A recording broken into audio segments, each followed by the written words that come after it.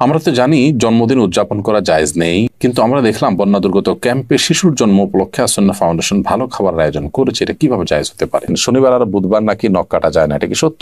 ঘুমানোর জায়গায় নামাজ পড়লে নামাজ হবে কিনা? ভাদ্র মাসে মেয়ে বিয়ে দিলে অমঙ্গল হয় বলে গ্রামাঞ্চলে শোনা যায়, এটা কি সঠিক? আমাদের এলাকায় কিছু মানুষ বলে কবরে মাটি দিলে তিনি 3 মুষ্টি দিতে হবে, এর কম দেওয়া যাবে না, এটা কি ঠিক? 4 রাকাত নামাজ ভুলে 3 রাকাত পড়ে সালাম ফিরিয়ে ফেললে করণীয় কি? কোনো মহিলা অন্তঃসত্ত্বা থাকা অবস্থায় তার কোনো আত্মীয় মারা গেলে তাকে দেখতে দেওয়া হয় না, এতে নাকি মৃত ব্যক্তির কষ্ট হয়। আসলে কি অন্তঃসত্ত্বা অবস্থায় মৃত ব্যক্তিকে দেখার পরে নিষেধাজ্ঞা আছে? জোহরের সুন্নতের 3য় রাকাতে থাকা অবস্থায় জামাত শুরু হয়ে গেলে করণীয় কি? চলুন তাহলে আর বিলম্ব না করে আমরা প্রশ্নোত্তর আলোকিত প্রবেশ করি। আমাতুল্লাহ আফরোজ আপনি লিখেছেন, শনিবার আর বুধবার নাকি নখ কাটা যায় না, এটা কি সত্য? নখ কাটার নির্দিষ্ট কোনো দিনক্ষণ নাই যে এই সময় নখ কাটতে হবে বা এই সময় নখ কাটা যাবে না। সারা সপ্তাহের যে কোনো সময় যে কোনো দিন রাতে দিনে আপনি নখ কাটতে পারবেন। শুক্রবার নখ কাটাকে কেউ কেউ মুস্তাহাব বলেছেন, কোন সালাফের আমল রয়েছে। এর বাইরে আসলে এটাকে সুন্নাহ বা ওই দিনই কাটতে হবে এমন কোনো বাধ্যবাধকতা নেই, আর নিষেধাজ্ঞা তো কোনো দিনের জন্যই নাই। বিদায় শনিবার বুধবারে নখ কাটা যাবে না মর্মে কথা যদি কেউ বলে থাকেন, সেটি নিছকই কুসংস্কার এবং দলিলবিহীন একটি কথা। এমনি আমজাদ হোসেন আপনি লিখেছেন, ঘুমানোর জায়গায় নামাজ পড়লে নামাজ হবে কিনা? যে জায়গাটা আপনি ঘুমিয়ে থাকেন বা শুয়ে থাকেন বা যেটা আপনার শোবার ঘর, শোয়ার জায়গা, সেখানে নামাজ পড়েছেন, যদি পবিত্র হয়, পাক হয়, নামাজ হয়ে যাবে, কোনো অসুবিধা নেই। তবে নামাজের যাতে মনোযোগ থাকে সেরকম জায়গা থাকা উচিত। ধরুন সেখানে ঘুমানোর জায়গা, সেখানে হয়তো কালারফুল না বিছানা টিছানা আছে, সেটা আপনার মনোযোগ নষ্ট হতে পারে। এরকম হলে সেখানে বিছানা বিছিয়ে নেবেন, জানামাজ বিছিয়ে নেবেন, বা এমন কিছু বিছিয়ে নেবেন যে আপনার মনোযোগকে নষ্ট না করে। এমডি মুস্তাফিজুর রহমান লিখেছেন, তেলাওয়াতের সেজদার বিধান কি? যদি সেজদা না করা হয় তাহলে কি গুনাহ হবে? ভাই মুস্তাফিজুর রহমান, তেলাওয়াতের সেজদা দেওয়া ওয়াজিব। আপনি কোরআন কারীমের সেজদার যে আয়াতগুলোতে সেজদা বিষয়ক নির্দেশনা রয়েছে এবং তার পাশে সেজদা লেখা আছে, এগুলো তেলাওয়াত করলে আপনাকে সেজদা দিতে হবে। আর সেজদা যদি আপনি না করেন, যেহেতু ওয়াজিব, অতএব ওয়াজিব তরকের গুনাহ হবে। জান্নাতুল ফেরদাউস লিখেছেন, কোনো মহিলা অন্তঃসত্ত্বা থাকা অবস্থায় তার কোনো আত্মীয় মারা গেলে তাকে দেখতে দেওয়া হয় না, এতে নাকি মৃত ব্যক্তির কষ্ট হয়। আসলে কি অন্তঃসত্ত্বা অবস্থায় মৃত ব্যক্তিকে দেখার পরে নিষেধাজ্ঞা আছে? সম্পূর্ণ ভিত্তিহীন এবং কুসংস্কারাচ্ছন্ন কথা। অন্তঃসত্ত্বা থাকা অবস্থায় অনেকগুলো কুসংস্কারের কথা আমরা জানি। এটা কাটা যায় না, সেটা কাটা যায় না, তারপরে চন্দ্রগ্রহণ হলে বাহির হওয়া যায় না, তারপর এই যে আরেকটা নতুন করে শুনলাম যে কোনো আত্মীয় মারা গেলে তাকে দেখা যায় না। একেবারেই ভিত্তিহীন কথা। আপনি যাদেরকে জীবদ্দশা দেখতে পারতেন, মৃত্যুর পর তাদেরকে দেখতে পারবেন। ধরুন আপনার শ্বশুর মারা গেছে, তো আপনি তাকে দেখতে পারবেন। যার সাথে আপনার দেখা দেওয়া যায় তাকে আপনি দেখতে পারবেন। অন্তঃসত্ত্বা হওয়া বা না হওয়ার কোনো সম্পর্ক এর সাথে বা এর কারণে কোনো পার্থক্য বিধানের ক্ষেত্রে হবে না। এমনি দেলোয়ার হোসেন লিখেছেন, আমি গরু পালন করি, অনেক সময় গরুর প্রস্রাবের ছিটা কাপড়ে লাগে, এই কাপড় পরে নামাজ পড়া যাবে কি না? ভাই দেলোয়ার হোসেন, আপনি যে গরু লালন পালন করেন, এই গরু লালন পালন করতে গিয়ে যদি ছিটা পড়ে, সেই ছিটা যদি শুয়ের আগার সমপরিমাণ হয়, এরকম ক্ষুদ্র ক্ষুদ্র ছিটা যদি পড়ে 2-4টা, কোনো অসুবিধা নেই, এতে অসুবিধা হবে না। কিন্তু যদি অনেক বেশি পেশাব লাগে, ছিটা নয় বরং ফোঁটা পড়ে, অনেক ফোঁটা পড়ে, তাহলে সেক্ষেত্রে সেই কাপড় আপনাকে পরিবর্তন করে বা কাপড়ের সেই জায়গাটা ধুয়ে, যেখানে লেগেছে ধুয়ে আপনাকে নামাজ পড়তে হবে। আমাদের এলাকায় কিছু মানুষ বলে কবরে মাটি দিলে তিনি 3 মুষ্টি দিতে হবে, এর কম দেওয়া যাবে না, এটা কি ঠিক? না, এরকম কোনো বাধ্যবাধকতা নেই যে কবরে মাটি 3 মুষ্টির কম দেওয়া যাবে না, দিলে কোনো হবে এমন কোনো কথা নেই। কবরে মাটি আপনি 3 মুষ্টি, 5 মুষ্টি, 7 মুষ্টি, 6 মুষ্টি, যা খুশি দিতে পারেন। এমনকি মুষ্টিতে দিতেই হবে এমন কোনো বাধ্যবাধকতাও নেই। আপনি কোদাল দিয়ে দিতে পারেন, অন্য কোনোভাবে দিতে পারেন। মৃত ব্যক্তিকে দাফন করা ফরজে কিফায়া। সমাজের কিছু মানুষ যদি সেটি করেন, সবার তরফ থেকে সেটি আদায় হয়ে যায়। অতএব মৃত ব্যক্তিকে দাফন করার এই কাজ আপনি শরীক হলেন, একটু মাটি দিলেন, এটা সবের কাজ, সেটা আপনি করেন। বাট আপনার এটা মাথায় রাখা দরকার যে 3 মুষ্টি দিতে হবে, এরকম কোনো বাধ্যবাধকতার কথা কোরআন বা সুন্নাহর কোথাও বলা হয়নি। এমডি মুখলেসুর রহমান আপনি লিখেছেন, 4 রাকাত নামাজ ভুলে 3 রাকাত পড়ে সালাম ফিরিয়ে ফেললে করণীয় কি? 4 রাকাত নামাজ যদি 3 রাকাত পড়ে সালাম ফিরিয়ে ফেলেন এবং সালাম ফেরানোর সাথে সাথে মনে পড়ে, তাহলে ওই অবস্থা আপনি দাঁড়িয়ে যাবেন, আরো 1 রাকাত যুক্ত করে তারপর শেষে সেজদায়ে সাহু দিবেন। ইনশাআল্লাহ তাতে আপনার সালাত আদায় হয়ে যাবে। যদি সালাম ফেরানোর পর কথাবার্তা বলেছেন, উঠা বসা করেছেন, বা সালাত ভঙ্গকারী কোনো কিছু হয়েছে, হাঁটাচলা করেছেন, এরপরে আপনার মনে পড়েছে, তাহলে ওই সালাত পুনরায় আপনাকে আদায় করতে হবে। অর্থাৎ হাঁটাচলা করেছেন, উঠা বসা করেছেন, কথাবার্তা বলেছেন, এরপর আবার 1 রাকাত প্লাস করে সেজদায়ে সাহু দিলে কিন্তু আর হবে না। 4 রাকাত সালাতকে 3 রাকাত আদায় করেছেন, করে সালাম ফেরানোর সাথে সাথে মনে পড়লো, বা সালাম ফিরিয়েছেন, কোনো সালাত ভঙ্গকারী আর কোনো কাজ করেননি, মনে পড়েছে, তাহলে তৎক্ষণাৎ তার সাথে আরো 1টি রাকাত যুক্ত করে সেজদায়ে সাহু দিবেন, সালাত হয়ে যাবে ইনশাআল্লাহ তাআলা।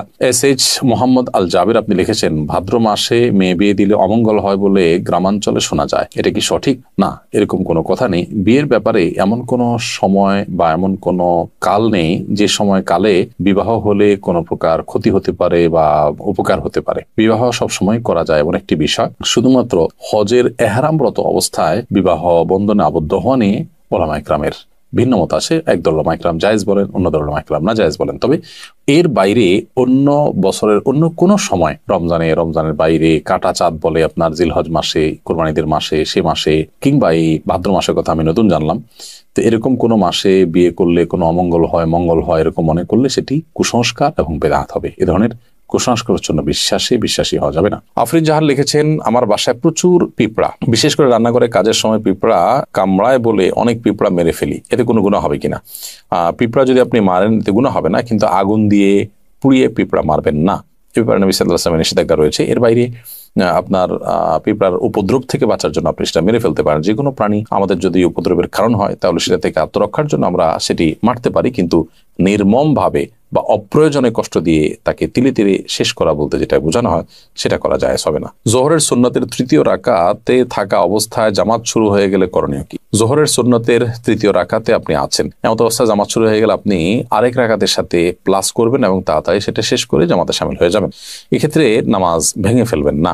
এটাই হলো ফুকাহায়ে আহনাফের মত এবং এটা অধিকতর শক্তিশালী। আল্লাহ সুবহানাহু ওয়া তাআলা বলেছেন কোরআনে কারিমে, লা তুবতিলু আমালাকুম, তোমরা তোমাদের আমলকে বাতিল করে দিও না, নষ্ট করে দিও না।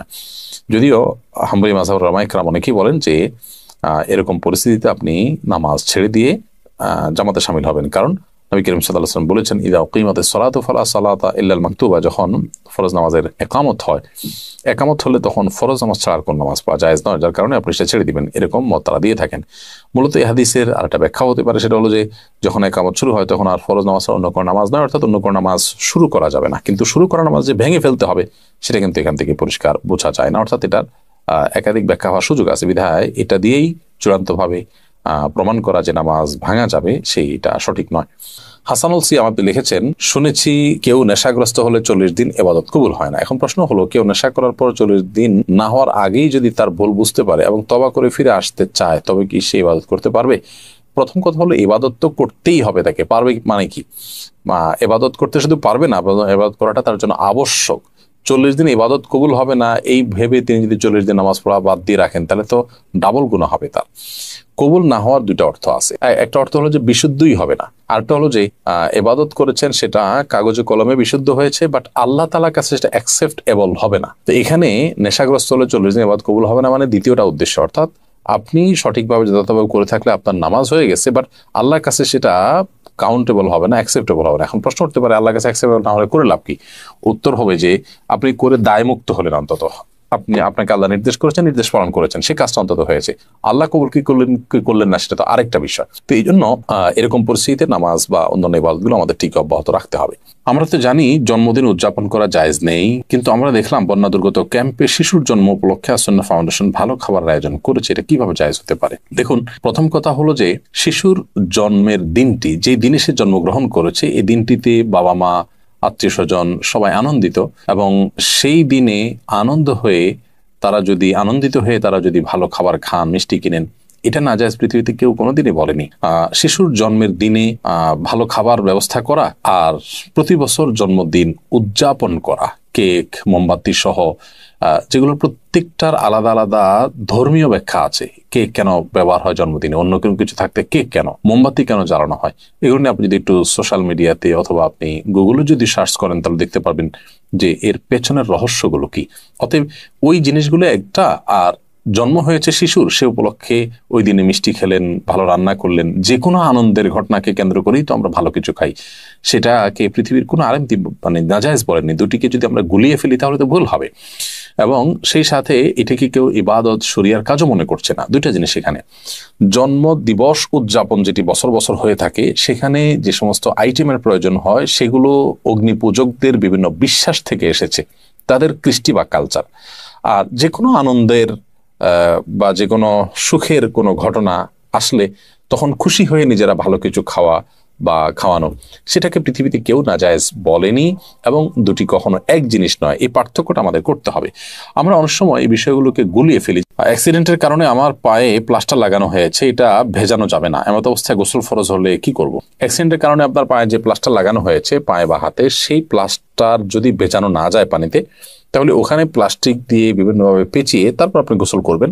আর যদি সেখানে প্লাস্টিক দিয়ে পেঁচিয়ে গোসল করলেও পানি লেগে যাওয়ার আশঙ্কা থাকে, তাহলে কোনোভাবে কোনো কিছুতে রেখে উঁচুতে কোনোটা মোড়াতে বা কিছুতে রেখে এরপর আপনি আলতো করে পানি দিয়ে বাকি শরীর ধোবেন এবং সেই ব্যান্ডেজের জায়গাটা বা প্লাস্টারের জায়গাটা ভিজা হাত দিয়ে উপর দিয়ে আপনি মুছে নেবেন। ব্যাস, তাতে ইনশাআল্লাহ আপনার গোসল হয়ে যাবে। একইভাবে আপনি উযুও করবেন।